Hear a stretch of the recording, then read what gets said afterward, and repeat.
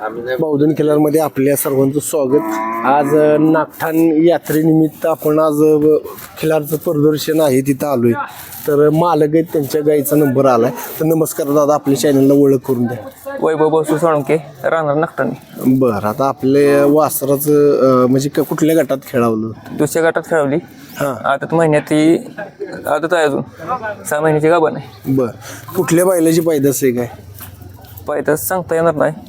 पैदास ही गरुड बैल आहे, शर्यतीचा बैल आहे. बरं, हां, मुंबईचा बैल आमच्या इथं निनाममध्ये उतरला, त्या बैलाची पैदास. बरं. आता साधारण कुठल्या ओळखून भरावली काय?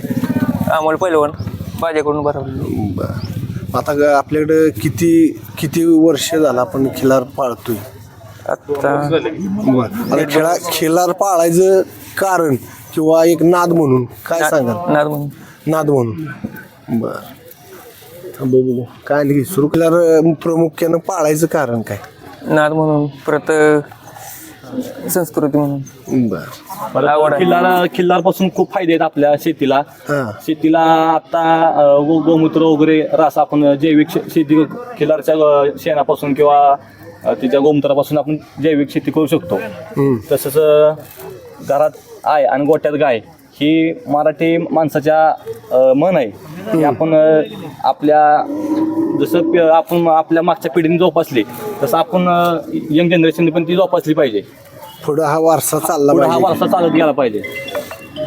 ह्या उद्देशातून आम्ही जातीवंत खिलारची जोपासना चांगल्या पद्धतीने करतोय. बरं, वर्षीचं खिलारचं प्रदर्शन इथं कायम भरलं, आम्ही लहानपणापासून बघतोय. आता तुम्ही सांगाल कशा पद्धतीने ह्या वर्षी भरलंय काय? ह्या वर्षी मागच्या वर्षीपेक्षा भरपूर प्रतिसाद ह्या मैदानाला मिळालाय. आणि बाजार बी ह्या वर्षी पण ह्या वर्षी उत्कृष्ट दर्जाचा झाला.